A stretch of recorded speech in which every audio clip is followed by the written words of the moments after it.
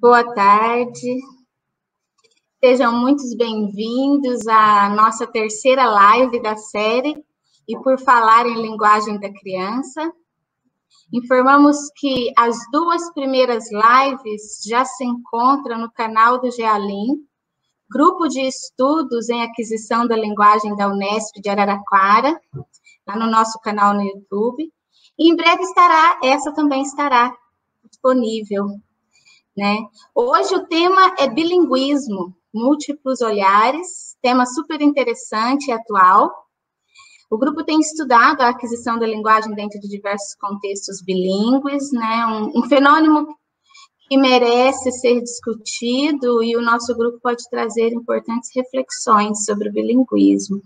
Então, vocês aproveitem para deixar as suas perguntas nos comentários, elas serão respondidas durante esse nosso bate-papo. E para participar dessa live, nós teremos duas pesquisadoras que estudam o tema. Elas fazem parte do GEALIN e do grupo Na Língua, ambos coordenados pela professora doutora Alessandra Del Ré. Eu chamo primeiramente a Nanda Brasolotto de Santos.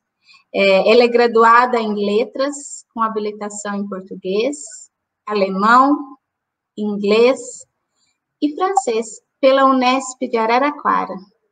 Mestre em Linguística e Língua Portuguesa pela mesma universidade, com dissertação sobre a linguagem dirigida à criança em uma escola bilíngue.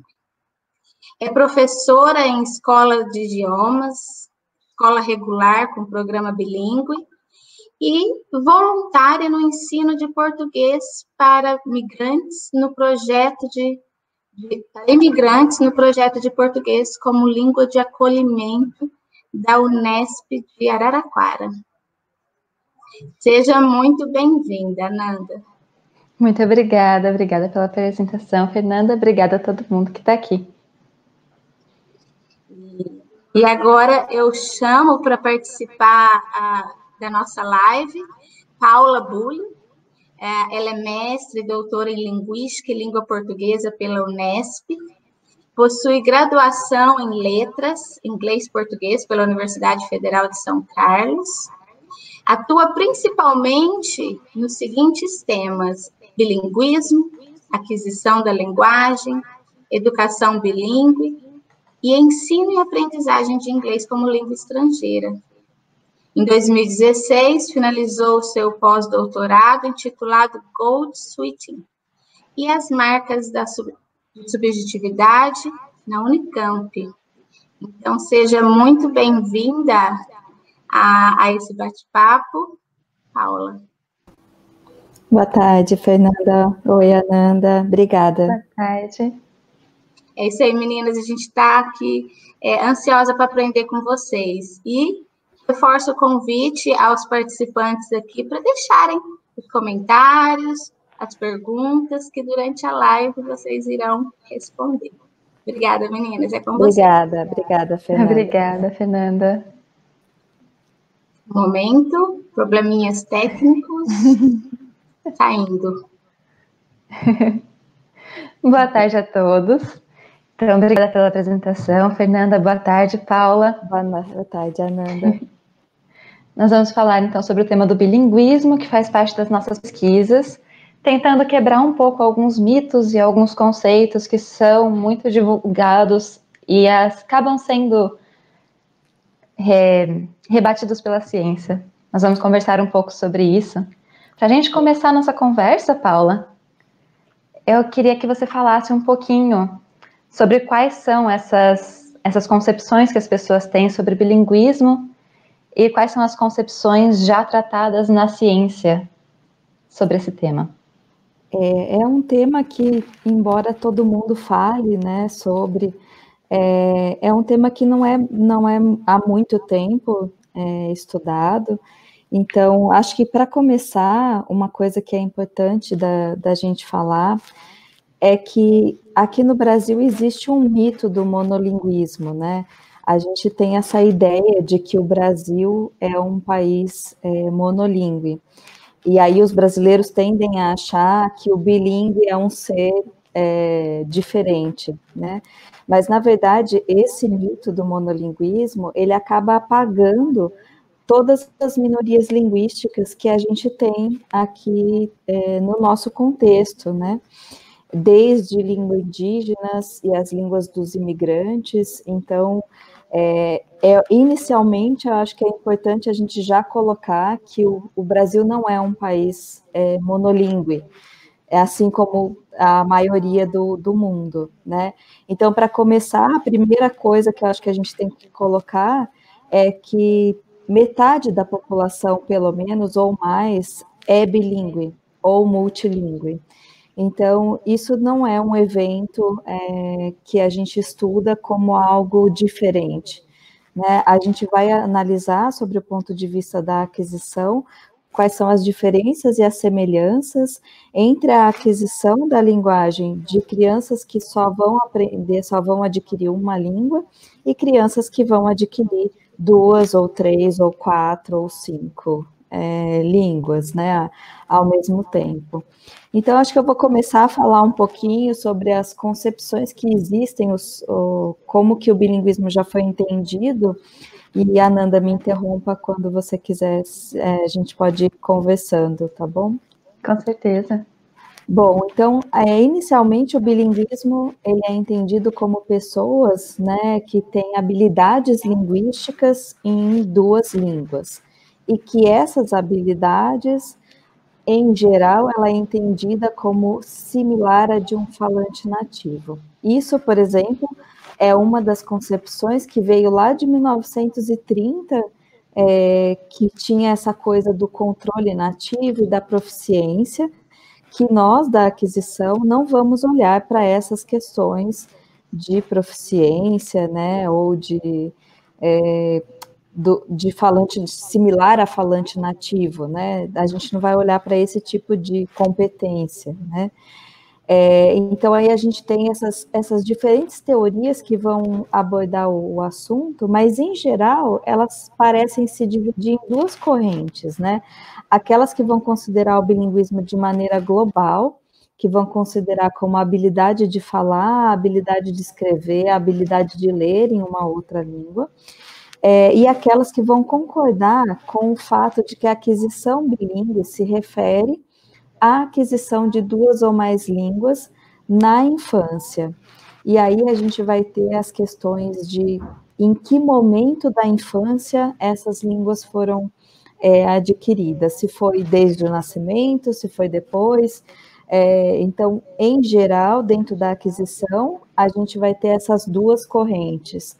As que vão considerar o bilinguismo como qualquer habilidade de falar ou escrever ou ler em outra língua, e aquelas que vão considerar que só é bilíngue aquele que adquiriu uma outra língua ainda na infância, seja de maneira precoce, seja de maneira tardia. E é nesse lugar que a gente coloca a nossa teoria, né?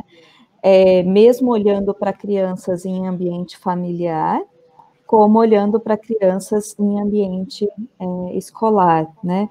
Então, como eu falei, as pesquisas elas vão se diferenciar e investigar como, até que ponto o bilinguismo pode ser medido, o que acontece quando essas 2 línguas são adquiridas, se é um fenômeno favorável ou não para o indivíduo, né? Eu sei que isso é uma dúvida de muita gente, né? Até que ponto o bilinguismo é bom ou ruim? Bom, inicialmente já posso dizer que ruim não é, né? Isso é um mito, assim, que vem se perpetuando, e o grande problema é que as pessoas têm esse preconceito de achar que o bilinguismo é ruim, para a aquisição da linguagem, e aí o que acontece é que os médicos, por exemplo, eles deixam de observar certos problemas, como problemas de audição, de repente, né? Outras questões, porque as pessoas acham que o problema está no fato delas estarem adquirindo 2 línguas, né? Quando pequenas. Sobre os benefícios, a gente vai falando aí. E, Paula, É muito claro para a gente que está dentro dessa área, que estuda tanto, as diferenças dessas concepções, que uma leva a entender que bilíngue é qualquer pessoa que entende ou fala qualquer nível de qualquer língua, ou a gente entender como a gente entende, como você falou, que o bilíngue é aquele que adquire duas línguas, seja na escola ou no ambiente familiar. Por que é tão importante a gente entender essa concepção de bilinguismo dessa forma e não da outra? Para os nossos estudos em aquisição de linguagem. Isso muda todo o nosso ponto de vista, né? De onde a gente está partindo e o que a gente quer analisar. Acho que na última live as meninas falaram sobre não julgar, né? Então, observar esse processo, né? Quando a gente está analisando uma criança, a gente analisa esse processo, mas a gente não entra em questões de julgamento. Quando a gente está analisando questões de língua estrangeira, por exemplo, que eu estudei no mestrado e outras pessoas do grupo também estudam, aí sim a gente vai estar olhando para outras questões de ensino-aprendizagem, de identificação com a língua, né? Como que esse aluno vai se desenvolver. Então, são olhares completamente diferentes de quando você entende que a criança é bilíngue porque ela adquiriu na infância, ou quando ela aprendeu uma outra língua, né? Por isso que é muito importante a gente deixar claro de onde a gente está falando, né? Uhum. Perfeito. Bom, aí só assim algumas concepções, né? Os autores mais antigos, especialmente da década de 30, eles definiam o bilinguismo como esse controle nativo de duas línguas, né? Então, isso a gente vê lá esse autor de 1930 falando isso, e isso é uma coisa que vem até hoje. Então, assim, muitas pessoas ainda acham que ser bilíngue é ter esse controle nativo. Mas o que é o controle nativo, né? Até o que a gente está chamando de controle nativo para definir se tem ou se não tem. Então, isso era uma questão, e ao mesmo tempo, autores da década de 70, mais ou menos, achavam que se a gente fosse capaz de ler na outra língua, também a gente já era bilíngue, né? Então, são discussões que vêm sendo feitas desde então, sobre as concepções, até autores mais recentes da Europa, dos Estados Unidos, que aí sim vão se aproximar um pouco mais da nossa perspectiva de entender esse bilinguismo como a aquisição de 2 ou 3 ou 4 línguas na infância, né, e ao mesmo tempo. E é interessante porque a gente vê o quanto que a ciência avança nesses estudos.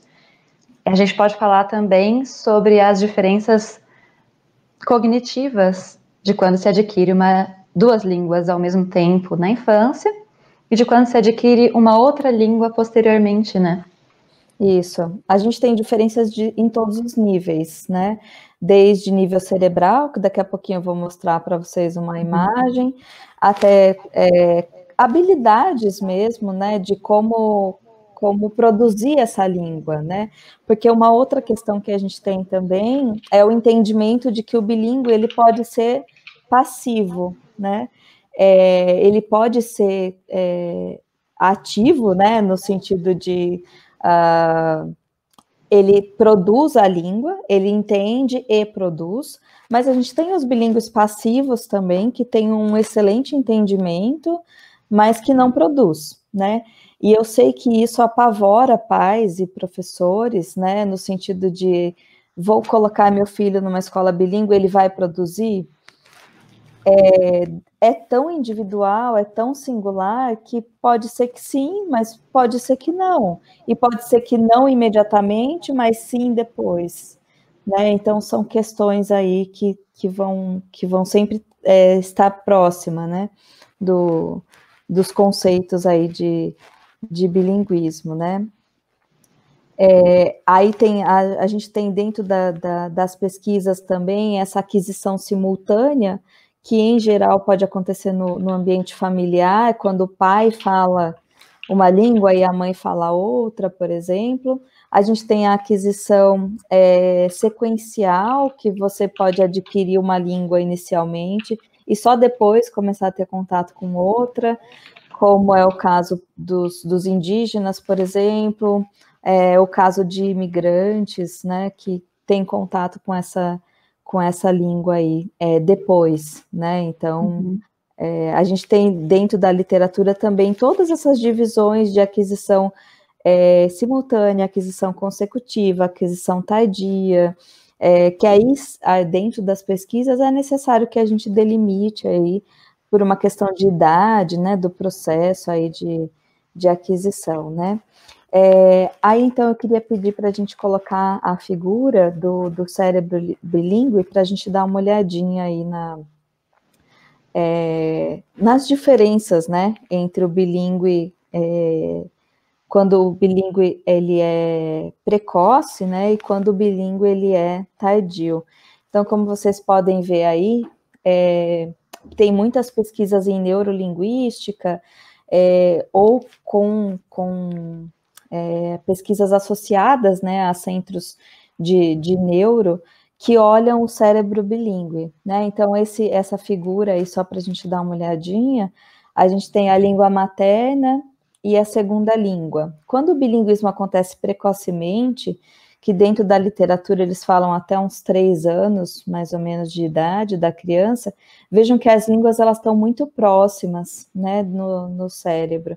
E quando a gente está falando de segunda língua ou língua estrangeira, então quando você vai aprender uma língua aí mais velho, vejam que essas línguas elas se distanciam no cérebro, né? Elas acabam, elas estão em lugares diferentes mesmo. A gente pode ver a próxima figura que vai mostrar essa questão aí do cérebro mesmo. Vejam que quando a gente está falando de um bilíngue precoce, as línguas estão juntas, elas ocupam o mesmo lugar do cérebro, e quanto mais tarde a gente vai aprender ou adquirir uma língua, mais separadas elas estão. Então, isso vai para a gente, né, dos estudos em aquisição, isso vai diferenciar uma língua materna de uma língua estrangeira, né, e aí também todas as questões de habilidade, de produção, de recepção dessas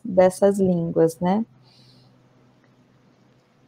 E isso causa também processos diferentes na percepção e principalmente na produção da criança dessas línguas. Com certeza. E isso faz com que as pessoas comecem a se perguntar, quando elas convivem com crianças bilíngues, será que o bilinguismo afeta a produção de linguagem da criança ou a percepção de linguagem da criança, esse processo de aquisição?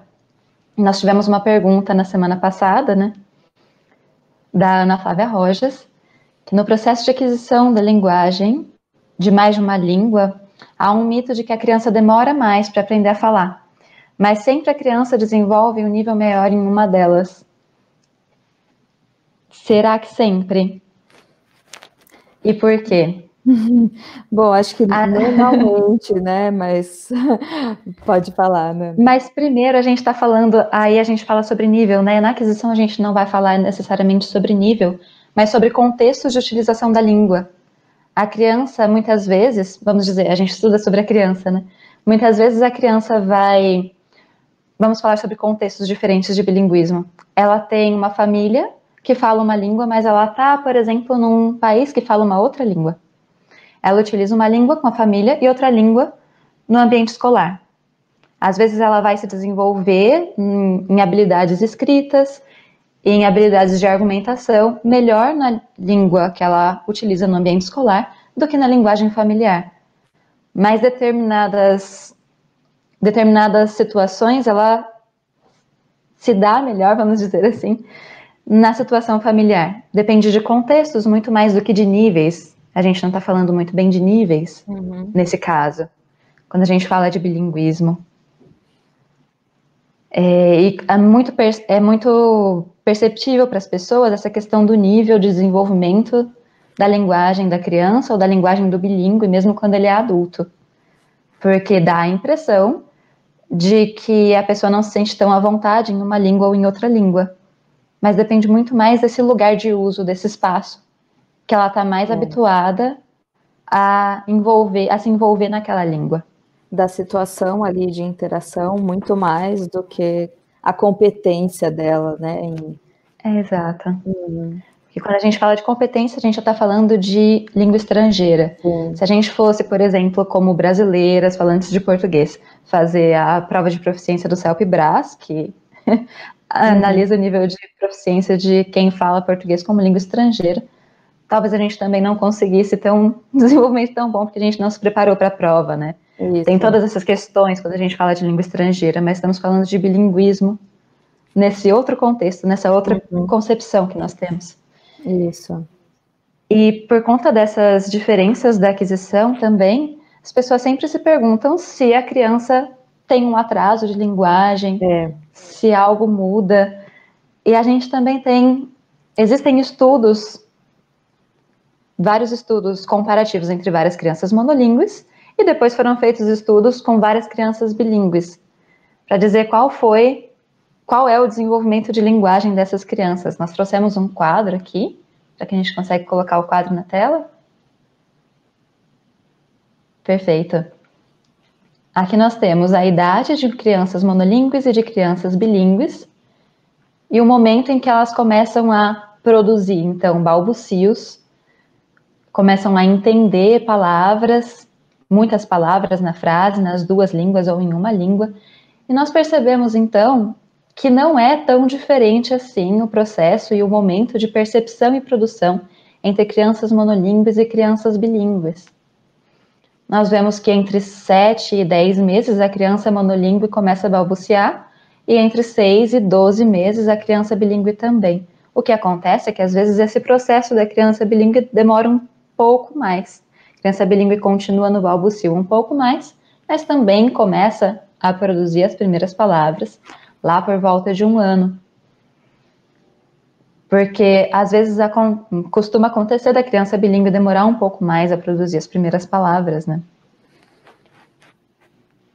Mas então, aqui nós vemos que quando a criança começa a pronunciar sons muito próximos das palavras nas duas línguas, ou no caso da criança monolíngue, da língua que ela está adquirindo, isso acontece também próximo de 1 ano ali, são as primeiras palavras, de um jeito muito próximo, que outras pessoas também conseguem compreender.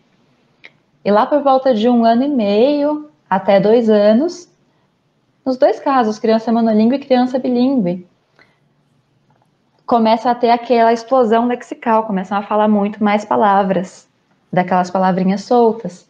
E aos 2 anos, nos dois casos, as crianças começam a falar 2 palavras encadeadas, e lá para 3 anos, na criança monolíngue 2 anos a 3 anos, e na criança bilíngue 2 anos e meio, 3 anos, as frases curtas que a criança diz já são normalmente compreensíveis pelos adultos que também não são da família. É importante a gente dizer que esses estudos chegaram a uma média. Não quer dizer que uma criança que não fale palavras há 1 ano esteja com algum problema de linguagem, necessariamente. É claro que se algo mais, além de não falar, chamar a atenção da família, se deve procurar profissionais, mas não é só isso, só a criança não falar, que diz que ela está com algum problema de linguagem. Mas a gente percebe, então, que o bilinguismo não é um fator que vai atrasar a produção de linguagem da criança. Muitas vezes as famílias percebem, ou as escolas percebem, que a criança produz talvez menos palavras em uma língua, mas é porque ela também produz aquela mesma quantidade de palavras na outra língua. Ela tem 2 línguas, e isso se balanceia naquelas 2 línguas. Isso, acho que é uma das coisas mais importantes que as pesquisas elas têm trazido, né, que é a gente não achar que o bilinguismo pode prejudicar a aquisição, né, uma coisa realmente assim, a gente tende a achar que a criança está confundindo, que a criança vai ficar confusa, mas isso é a nossa percepção de adulto que não fala uma outra língua, né? Ela não tem essa essa confusão, né? É só um processo que pode demorar um pouquinho mais, porque ela está exposta a mais de uma língua, né? E ela vai produzir mais de uma língua, né? Bom, acho que a gente pode dar uma olhadinha num vídeo, né, que a gente trouxe só como exemplo, para preservar um pouquinho o nosso corpus. A gente não trouxe um exemplo do nosso corpus por causa de identidade, assim, né, dos participantes. Esse vídeo está disponível no YouTube, mas é uma menininha que fala 3 línguas, e é interessante da gente notar que a análise ali, a coleta dos dados, a filmagem, é bem parecido com o que a gente faz, né? Por isso que a gente decidiu trazer, porque é a mãe que está filmando e conversando ali com a criança, provavelmente, né? Então, eu queria colocar o vídeo e a gente vai conversando um pouquinho aí sobre as línguas que ela fala, ela e o irmão, né?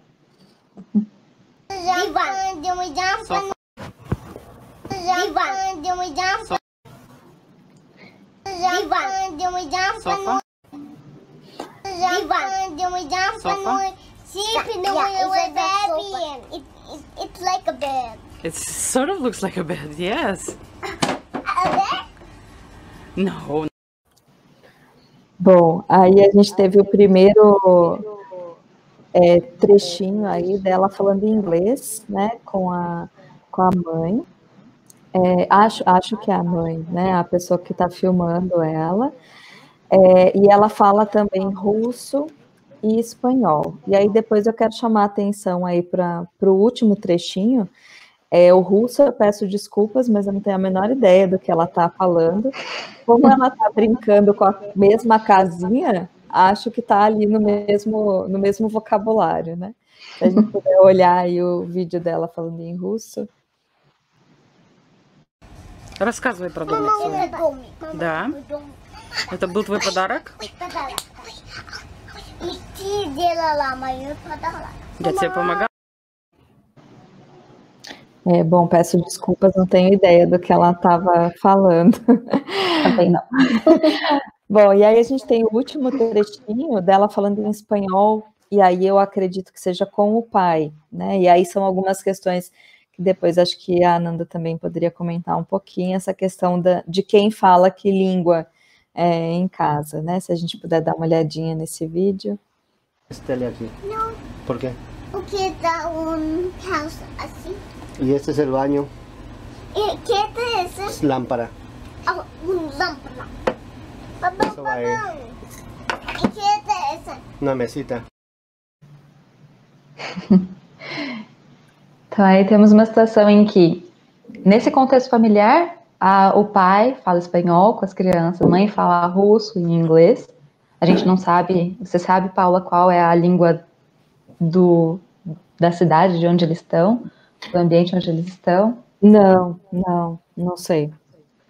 Também não, mas, enfim, deve ser uma dessas 3 línguas, certamente. Sim. E, então, falar um pouco sobre esses contextos de bilinguismo que são muitos. Vou falar mais sobre esses que a gente encontra no Brasil. A Paula já falou um pouco. Então, nós temos contextos de bilinguismo com indígenas. Os indígenas que têm uma língua materna. Às vezes a gente ignora as línguas maternas indígenas. A gente esquece que elas existem e esquece que o Brasil é multilingüe. A gente não tem só o português como língua materna para a maioria das pessoas aqui. Para tantas pessoas, assim como a gente imagina. E alguns indígenas têm mais de uma língua materna e muitas vezes estudam português também, em escolas bilíngues ou em escolas monolíngues. Temos as situações de famílias surdas, sejam crianças nascidas surdas ou nascidas em famílias surdas, que sejam ouvintes, crianças ouvintes nascidas em famílias surdas, que têm a língua de sinais e a língua oral ou o português escrito. Também tem tantos contextos que a gente pode trabalhar também, discutir em outras lives sobre esses contextos específicos. A gente tem agora no Brasil vários outros contextos de imersão em escola bilíngue e em escola internacional, de crianças que tenham elas famílias vindas de outros países, sejam migrantes ou não, entram numa escola para adquirir ao mesmo tempo, quando são crianças também pequenas, uma outra língua que normalmente é uma língua de prestígio. E diferente do que se pensa, tem escolas como essas também públicas no Brasil, como uma escola de francês que existe no Rio de Janeiro, uma escola bilíngue português-francês que existe no Rio de Janeiro. Uhum. E existem as situações de migrantes que vêm e vão de um país para o outro, sejam esses migrantes forçados ou não. Então, migrantes forçados é aqueles que estão numa situação de refúgio e precisam ir para um outro país, e eles precisam aprender a língua daquele país. Essa é uma situação. E existe uma outra situação que também promove um outro contexto, que é a situação de migração não forçada, migração voluntária, em que também a criança que vai junto com aquela família, e aquela família tem que aprender a língua para sobreviver naquele local, para trabalhar, a criança tem que ir para a escola. Então, tem vários contextos, tem os contextos também de língua de herança, em que a família ou alguém da família fala uma língua, convive com uma outra língua, como aqui a gente tem muitos filhos de italianos, de japoneses, de alemães, no sul do Brasil principalmente, que a família fala uma determinada língua, promove e mostra para a família aquela cultura, e a criança pode escolher falar ou não falar, dependendo de uma escolha individual. Ela pode também ir para uma escola em que aquela língua é veiculada ou não. Então, são vários contextos em que a gente pode tratar sobre bilinguismo, além também dos contextos de escola de fronteira aqui no Brasil. Tem alunos de fronteira com o Paraguai, com a Venezuela, que vêm para o Brasil para estudar e continuam morando na Venezuela, então essas escolas acabam tendo um contexto bilíngue também. São muitos os contextos e são muitas as peculiaridades de cada um desses contextos. A gente deve se atentar a entender que nenhum deles é a aprendizagem de uma língua estrangeira como a gente aprende, às vezes, uma língua estrangeira na escola, ou na escola de idiomas. São contextos distintos. Uhum. São E contextos que estamos falando, assim, sejam familiares ou escolares. Olhando para esses contextos, fica ainda mais evidente que o monolinguismo é um mito aqui no Brasil, né? Senão a gente não teria todos esses contextos aí de bilinguismo que não são o bilinguismo como não é a aprendizagem de língua estrangeira, né? Então acho que fica ainda mais evidente, né, que o monolinguismo é um mito e que os bilíngues estão aí, né? Muito mais do que as pessoas estão acostumadas, né? Não sei. E muitas vezes o que acontece nesses casos é que a língua não vem como quero aprender uma língua, ou então alguém quer que eu aprenda uma língua. Essa língua faz parte do meu cotidiano. Uhum. Sim. No caso dos bilíngues. E eu estou adquirindo essa língua porque ela faz parte do meu cotidiano, não é? É natural. Uhum. Bom, acho que podemos ir para as perguntas, Paula? Era isso que você ia dizer? Podemos. Aí depois eu comento um pouquinho sobre a troca de línguas, né? Isso, eu ia dizer também. Ver se alguém já perguntou sobre isso.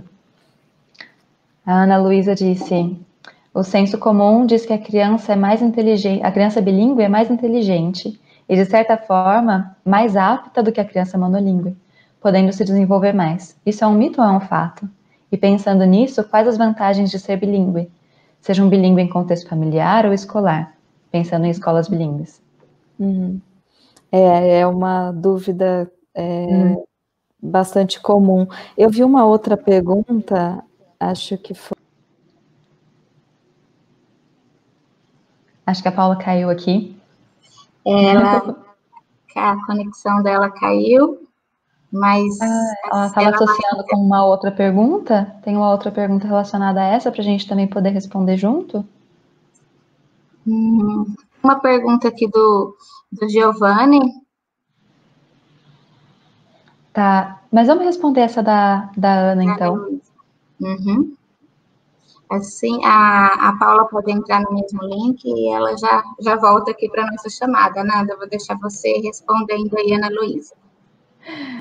Tá bem. Tô aqui, então. Espero que minha conexão não caia também. Sim, não só o senso comum, mas também muitas escolas têm divulgado também. Nós não entendemos que a criança é bilíngue. Aí, Paula, de volta. Paula, você concorda? Também não entendemos que a criança bilíngue é mais inteligente. Era isso que a gente estava querendo quebrar como mito no começo. Né? O bilíngue não é uma exceção à regra. Sim. Na verdade, mais da metade da população é bilíngue, da população mundial é bilíngue, então ele é quase uma regra. Mais a regra do que a exceção. Com certeza. Não necessariamente mais inteligente, mas o que poderia ser diferente eu tinha visto uma pergunta, que acho que foi da Suzy, que ela perguntou sobre a flexibilidade cognitiva. Eu acho que assim, tem muitas pesquisas, principalmente nessa parte da neurolinguística, né, que vai falar sobre a plasticidade cerebral, né, e que o bilíngue ele tem algumas flexibilidades cognitivas que são mais desenvolvidas do que os monolíngues, e isso é comprovado já em termos cerebrais mesmo, né? Eles fazem alguns testes, alguns que a gente adora fazer nas redes sociais, aquelas que têm duas imagens ao mesmo tempo. Você tem uma mulher velha e uma mulher jovem, por exemplo, na mesma imagem. Os bilíngues, eles conseguem identificar as duas imagens mais rapidamente, né? E isso já foi comprovado aí com os testes, né, que o pessoal dessas outras linhas eles fazem, né, com as crianças e com os bilíngues. Então, concordo, Ananda, acho que não é uma questão de inteligência, mas que sim, existe uma flexibilidade cognitiva, uma plasticidade que já foi comprovada de ser maior, né, aí nos bilíngues, né? Além de ser comprovado também ser, possível uma certa, vamos dizer, vantagem, entre aspas, em relação ao envelhecimento e doenças cognitivas e neurológicas degenerativas. Isso.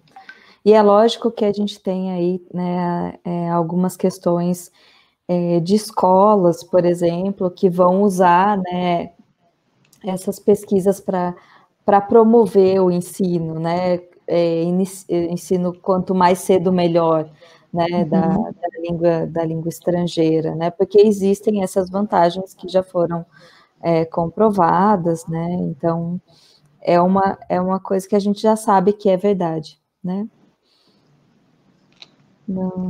Legal. Paula, tem uma pergunta para você, justamente sobre suas pesquisas, do Giovanni. E acho que depois a gente pode falar um pouquinho sobre a troca de códigos também. Tá bom. Sobre a questão da referência. Você poderia falar um pouco sobre como você concebe a referência em geral e referência na aquisição de linguagem em particular? Vamos dizer sobre a criança bilíngue? Sobre a criança bilíngue. Especificamente. Giovanni, eu estudei isso no doutorado, né, a questão da referência na aquisição da linguagem. Então, a gente concebe como aqueles elementos linguísticos que as crianças vão fazer uso para se referir a ela mesma, ao interlocutor e aos outros, né? Então, foi muito interessante no doutorado que eu comparei com crianças monolíngues, que inicialmente a gente achou que ia ter uma diferença, né? Mas foi interessante de ver que a criança bilíngue, ela usava nas duas línguas quase que igualmente as formas de referência, né? E ela começou a usar mais a primeira pessoa, né, o eu e o je em francês, a partir dos 3 anos. Então, não houve nenhuma não foi nem tardio essa aquisição aí dos pronomes, foram os dois ao mesmo tempo, e foi bastante interessante. Então, de maneira geral, a gente entende a referência como esses elementos linguísticos aí que são usados para se referir a si mesmo, né, os pronomes pessoais, por exemplo, o próprio nome, e ao outro também, né, esses elementos de referência ao outro também. Bom, e aí... Isso reforça, desculpa, Paula, que isso reforça ainda mais o que a gente tinha dito antes, que a criança bilíngue não tem um atraso de linguagem. Isso. Mesmo quando a gente olha, como você olhou na sua pesquisa, para aspectos mais específicos, como a aquisição da referência. Isso. Também não existe um atraso. Não existe. E é bem interessante, porque normalmente quando a gente vai para o corpus, a gente já vai com uma ideia, né? Ou de que vai ter um atraso, ou de que vai ter um uso maior em português, ou na outra língua, né? E foi muito interessante olhar de que não teve, né? Tem, acho que mais uma pergunta antes da gente ir para o code switching. Se o mito do sotaque seria um indício de que a criança é bilíngue. Que a Ananda, se você quiser falar um pouquinho aí sobre o sotaque. Quanto mais proficiência, menos sotaque. Isso tá... Como professoras também de língua estrangeira, é algo que a gente sempre tem que retomar e é um mito que a gente sempre quebra, né? Primeiro, que sotaque, né? Eu tenho até um sotaque diferente do seu, né, Paula? Nós somos de cidades diferentes. A gente fala de jeitos diferentes, começando por aí. Mas se a gente for pensar, tudo bem, um sotaque nativo de qualquer lugar, eu posso falar o inglês do Texas ou eu posso falar, não sei, o alemão da Suíça também, que é difícil de entender. Seja como for, o sotaque que for, sem um sotaque de aprendiz, vamos dizer assim, aprendiz de língua estrangeira, que às vezes é marcado, sim, e existe um certo preconceito para quem escuta o aprendiz ou quem já tem uma proficiência muito alta numa língua, mas ainda assim tem um sotaque que marca a sua identidade, marca o seu lugar de onde a gente vem. Primeiro que para a gente aperfeiçoar os sons da língua pensando nisso, a gente precisa de treino, escutar, conseguir escutar a própria voz e fazer alguns treinos quando a gente fala de língua estrangeira. Mas quando a gente fala de língua materna, existem tantas variáveis. Quando a gente fala de duas línguas maternas, como no caso do bilinguismo, existem variáveis, né, Paula? Sim. Como a Paula falou, a criança acaba sendo um bilíngue passivo, ela escuta mais do que fala uma língua, mas em algum momento da vida ela vai começar a falar aquela língua de novo, porque surge uma identificação ou uma necessidade de falar naquela língua. O sotaque dela vai ser como alguém que falou por toda a vida uma das línguas apenas. E a gente vê outras identificações também culturais e linguísticas com duas línguas que fazem com que a criança tenha sonoridades diferentes nas duas línguas também. Porém, existe uma certa vantagem em relação ao sotaque, em relação à pronúncia, vamos dizer assim, quando a criança começa a aprender, começa a adquirir linguagem desde pequena. Isso, até pela plasticidade mesmo, né? Exato. Por questões de aparelho fonador, né? Por outros motivos, né? Que não é somente uma questão de ser bilíngue ou não, né? É uma questão de aprender desde pequena, ou quanto mais cedo melhor. Isso. É a questão de plasticidade do aparelho fonador e plasticidade cerebral também. Acho que é interessante a gente pensar assim, trazer isso para bem próximo. Por que isso acontece? Eu vejo isso muito. Quando uma criança escuta qualquer coisa que você diz, ela entende aquilo que você diz. Ela não vai entender outra coisa. O meu nome é diferente, eu chamo Ananda. Quando eu falo para adultos, os adultos me chamam de Amanda. Se eu falo para qualquer criança pequena, meu nome é Ananda e ela nunca vai mudar. Sim. Então o som, o quanto a criança vai modificar o som é muito diferente de como o adulto vai modificar o som. O adulto já entende certas coisas. E a criança vai entender aquilo mesmo, né? Bom, acho que eu queria falar um pouquinho sobre o code switching, né? Sobre essa troca de línguas, que é uma coisa que preocupa muito pais e educadores, que é se a criança confunde as línguas, né? Se ela pode ter uma confusão aí com as línguas. Assim como o conceito de bilinguismo, o conceito de code switching, e se ele como ele funciona, como ele acontece no processo, também tem um monte de teorias, né? O que a gente sabe, assim, é que, em geral, o code switching vai falar sobre esse trânsito, sobre esse movimento entre 2 ou mais códigos, né? É uma mistura aí, né, dessas 2 línguas dentro de uma mesma sentença. E a gente tem muitos estudos dentro da sociolinguística que vão tratar sobre essas questões de code switching, que aí elas se afastam bastante da nossa área, porque eles vão olhar para os adultos, para os imigrantes, para essas pessoas que falam línguas que não são de prestígio, e aí vai olhar para outras questões, né, que não são as nossas questões aí na sociolinguística. Dentro da nossa perspectiva, o que a gente sabe é que existem momentos dentro dessa interação que o code switching vai acontecer, que essa troca seja de uma palavra, seja de um som, né, de uma língua para outra. Ela acontece nesses momentos interacionais, alguns autores vão dizer que é por falta de vocabulário, por exemplo, mas o que a gente tem observado nas crianças pequenas, né, é que não é uma questão de falta de vocabulário, é uma opção.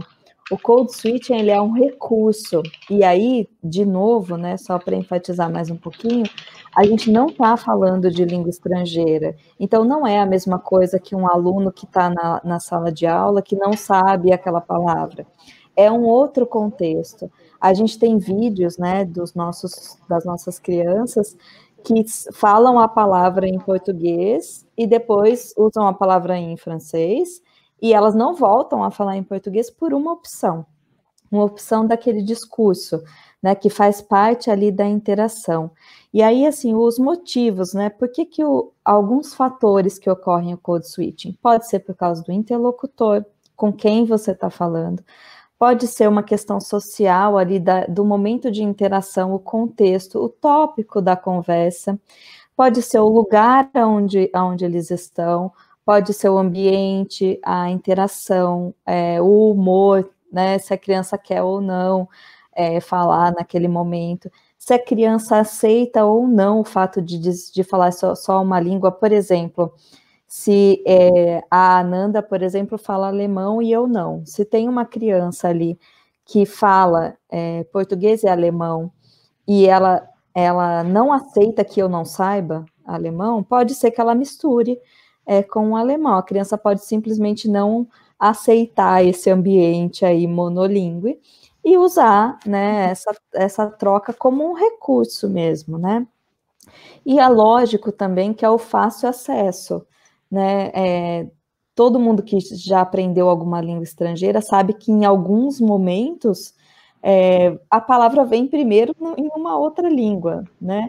Então, com a criança também tem essa coisa do fácil acesso aí aos sinônimos, aos equivalentes, né?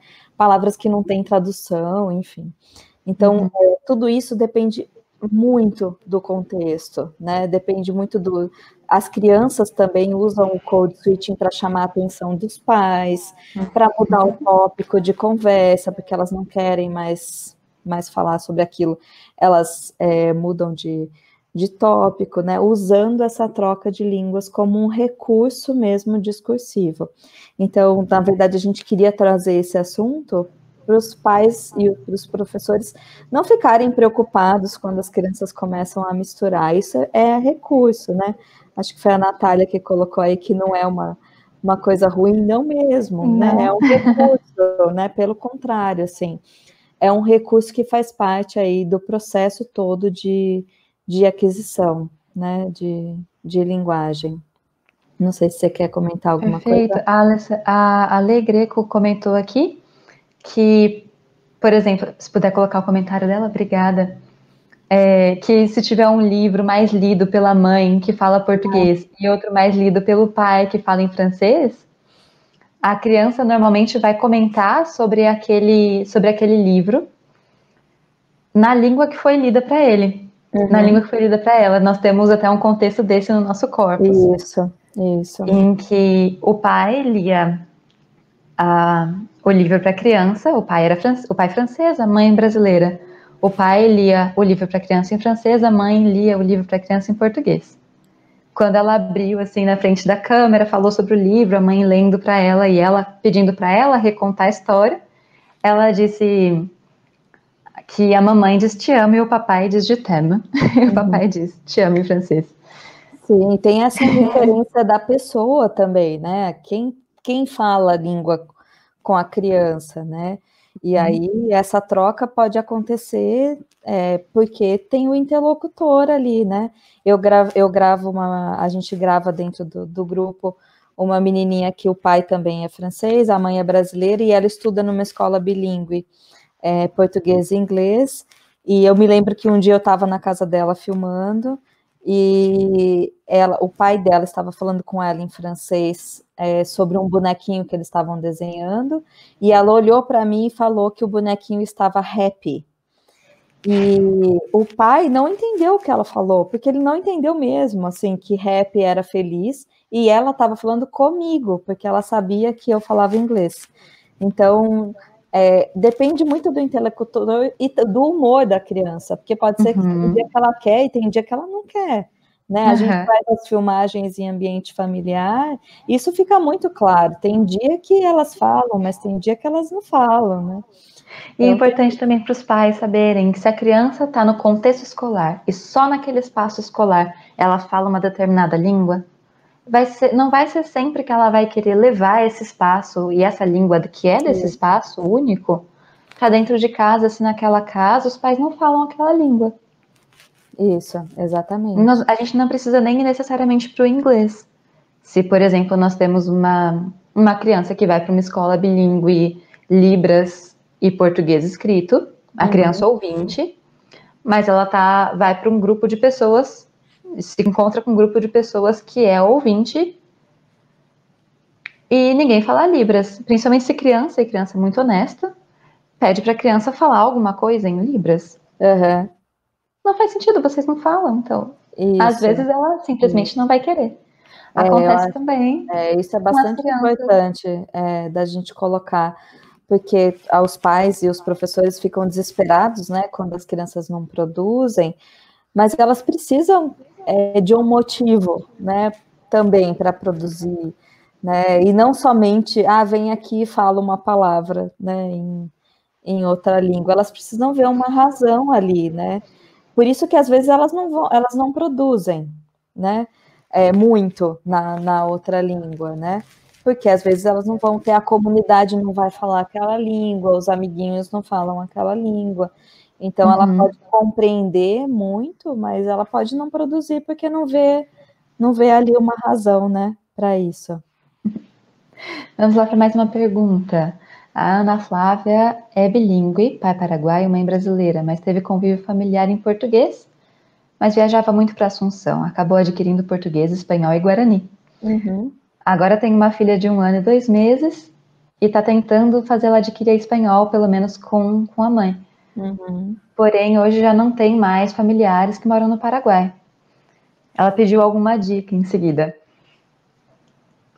Ana Flávia, o que a gente sempre fala, o que a gente sempre diz, se o espanhol é a sua língua materna, aquela língua que você se sente mais à vontade e sente que você tem carinho em falar com a sua filha, com a sua família naquela língua, fala naquela língua. O que vai dar, a gente não tem como prever, porque como a gente falou, tudo que a gente sabe, tudo que a gente vê nas pesquisas, é que os bilíngues acabam escolhendo as línguas que eles vão falar. Tem vários outros contextos que vão interferir nisso também, pra gente dizer que língua que eles vão falar. Mas se você falar com uma criança pequena em uma determinada língua, ela vai entender.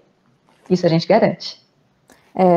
E as pesquisas mostram, inclusive, que depois de muito tempo, quando as crianças vão acessar essa língua que elas tiveram contato desde muito crianças, a língua está lá ainda, né? Ela foi adquirida de uma forma muito diferente do que ela seria aprendida. Em termos cerebrais mesmo, a língua ela é acessada e então, se é a sua língua, se é natural para você, o ideal é que você fale mesmo com ela, né? Ainda mais você que tem 3, né? 3 línguas aí. O que a gente sempre diz é importante que a língua que a gente fala com a criança, dentro de casa, na família, seja uma língua natural, a língua de coração mesmo, a língua materna. Porque tem questões afetivas envolvidas muito mais do que língua que a criança vai aprender, que língua que ela vai falar, qual vai ser a competência linguística nela, que ela vai desenvolver. Mas que relações afetivas que ela vai criar dentro da família, junto com aquela língua que está envolvida naquela família. Ela entende mais comandos em espanhol do que em português. Sim, porque talvez seja a sua língua materna, mas também não se preocupe se ela está num espaço em que as pessoas também falam português, ela vai adquirir as 2 línguas. A quarentena deve ter ajudado mesmo, né? O maior contato, né? Dentro de casa. Com certeza. E sim, se a criança tem contato com a outra língua também, ela vai ter contato com o português fora da quarentena. Na escola, com a comunidade toda. Então, ela também vai ver a necessidade dessa... vamos responder essa pergunta da Alessandra também, que está aqui. Paula, pensando nesse leque de teorias que a gente também já falou, é possível que se tornar bilíngue depois dos 18 anos... É possível, então, se tornar bilíngue depois dos 18 anos, por exemplo? O que é, afinal, ser bilíngue? Bom, essas questões, assim, elas sempre vão esbarrar na singularidade, né? Cada indivíduo é um indivíduo e a maneira como ele vai lidar com essa língua estrangeira, né, ou essa segunda língua, é uma maneira muito individual. Mas, olhando da maneira como a gente vê as nossas pesquisas, a gente prefere não chamar de bilíngue, né? Como a gente falou no começo, a gente prefere separar que o bilíngue é aquele que adquiriu 2, 3 línguas ainda na infância, né? Então, se foi depois aí dos 18 anos, a gente só prefere não chamar de bilíngue, mas isso não tem nada a ver com as habilidades que ele vai desenvolver ou não na língua estrangeira. É só uma questão de nomenclatura aí, né, de definição mesmo dos conceitos. Quanto à aquisição da escrita, pode haver problemas na introdução da criança a 2 línguas ao mesmo tempo? Olha, essa é uma pergunta assim que é um pouquinho complicada, porque aqui no Brasil existe pouquíssimas políticas públicas relacionadas às escolas bilíngues, né? Isso significa, em termos práticos, que a gente não tem uma regularidade ou qualquer coisa do tipo em relação à alfabetização e à escrita em 2 línguas, né? Então, as escolas elas decidem mais ou menos como elas vão fazer, né? As escolas infantis. Eu acho que problemas não, eu acho que na verdade depende de como essa introdução é feita, né? Se ela é feita ao mesmo tempo, se ela é feita em sequência, não sei, Ananda, você tem um pouco mais de experiência aí com o ensino, com né? Os pequenos e com os pequenos também. O que é importante dizer é que a criança vai adquirir a escrita uma vez. Principalmente se a gente fala de línguas que têm um mesmo alfabeto, né? Vamos dizer assim. A escrita vai ser adquirida uma única vez. Seja ela para qual língua for. E depois a criança vai transferir os sons de uma língua para aquela escrita. Então, um primeiro momento é transferir, entender que som corresponde a uma letra. E depois disso, a criança vai conseguir transferir o som de outras línguas quaisquer com aquele mesmo alfabeto para a mesma letra, mesmo sendo outros sons. O que a gente vê o que os estudos mostram, que pode gerar alguma dificuldade é quando a criança é alfabetizada na língua que não é a língua predominante dela. Então, nós temos crianças que apresentam dificuldade quando, por exemplo, são migrantes, acabam de chegar num país logo no momento da alfabetização e são alfabetizadas na língua que elas ainda estão adquirindo, estão aprendendo. Por exemplo, crianças que são falantes de espanhol chegam no Brasil logo no ano de alfabetização. Ainda não sabem português, mas são alfabetizadas no português. Isso vai ter algumas consequências, principalmente na identificação dos sons. A criança vai demorar um pouco mais para escrever como os brasileiros escrevem. Tem algumas escolas, sim, que querem alfabetizar em 2 línguas ao mesmo tempo, mas acaba não sendo uma alfabetização ao mesmo tempo em 2 línguas, né? Acaba sendo apenas a alfabetização e a transferência para 2 línguas. Sobre a regulamentação, né, sobre a questão da regulamentação das escolas bilíngues, parece que atualmente assim, já tem alguns documentos, mas as escolas vão demorar um tempo, né, para se adaptar totalmente aí à regulamentação sobre como deve ser feito, né, essas questões aí das 2 línguas, né. Aí a Rosângela está perguntando sobre a linguagem dirigida à criança, né. Vou deixar a Ananda falar um pouquinho, que foi o mestrado dela, depois eu falo alguma coisa.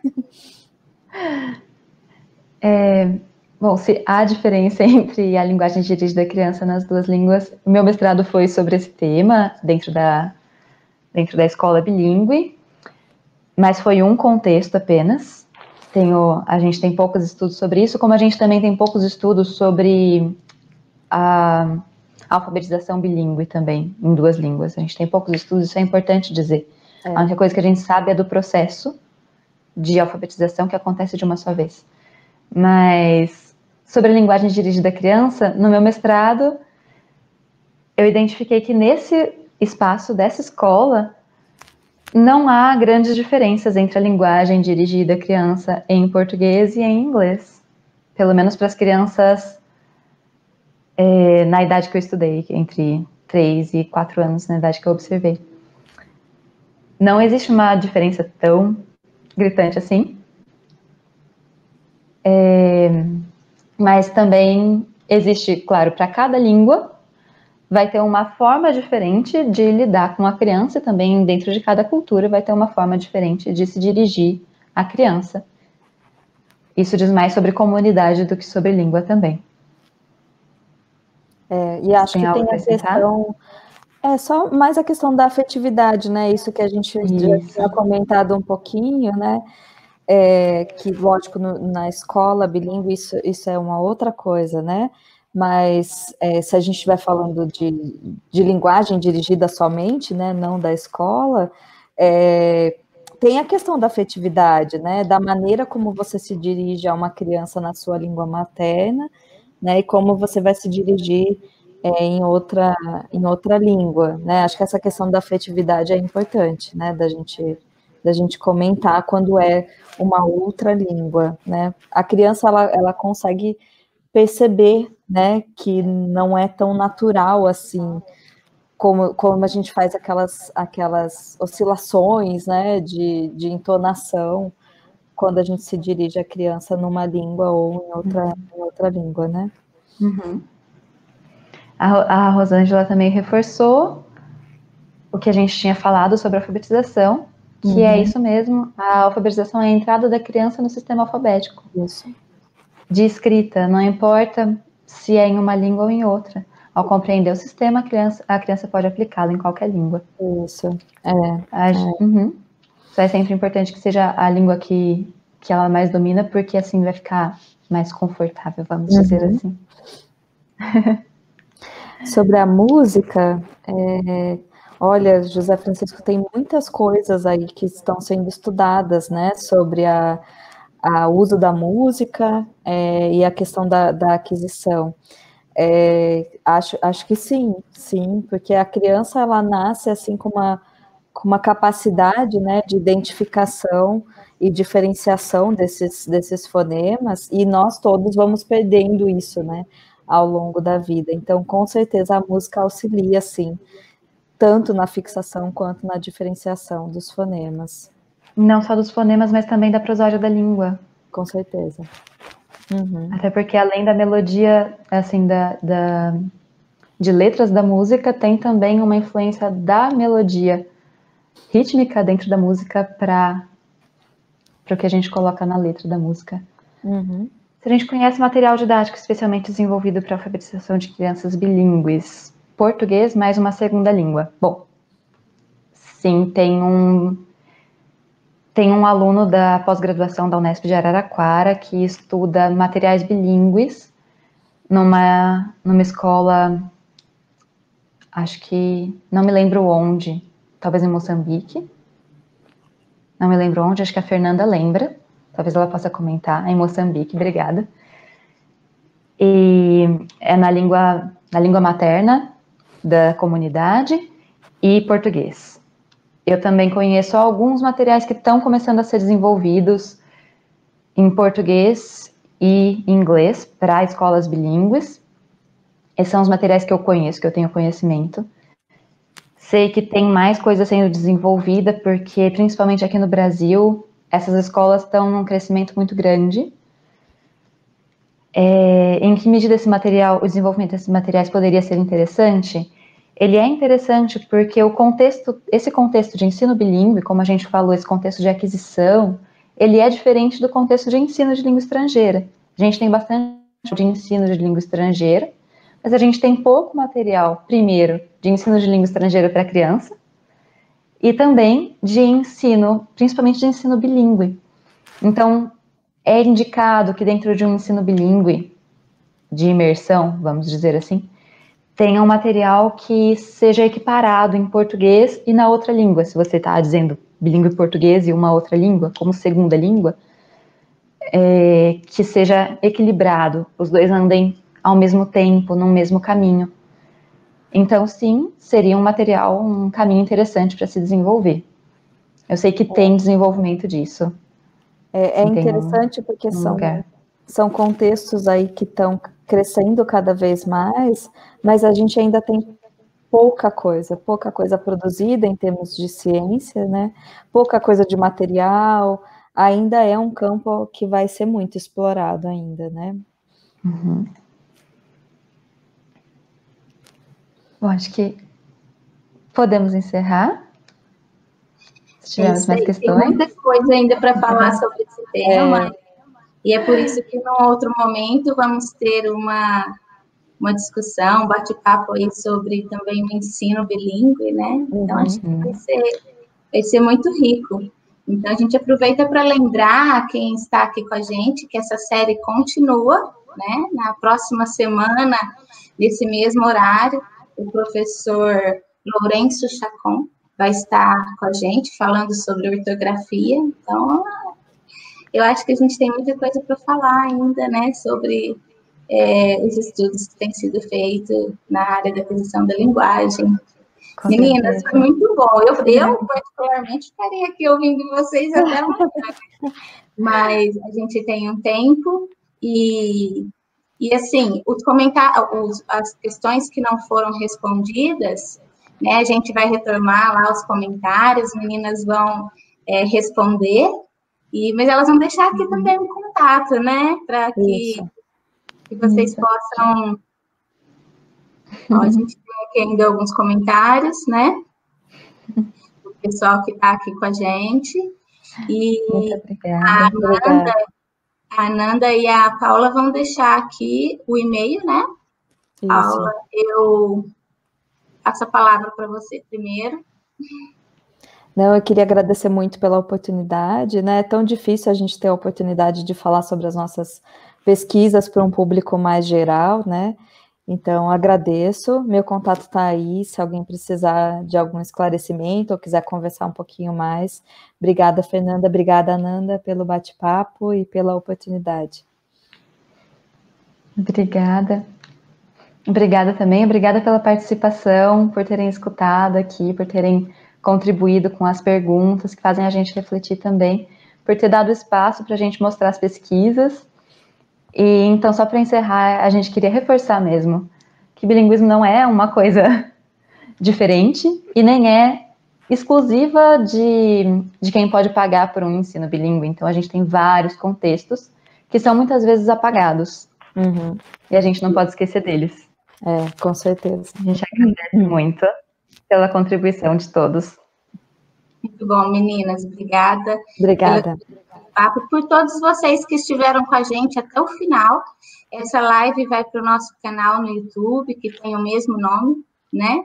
E assim pode retomar aí alguns assuntos. A discussão continua aí nos comentários e até a semana que vem com o professor Lourenço Chacon. Obrigada. Obrigada. Até semana que vem. Obrigada. Tchau, tchau. Tchau, tchau.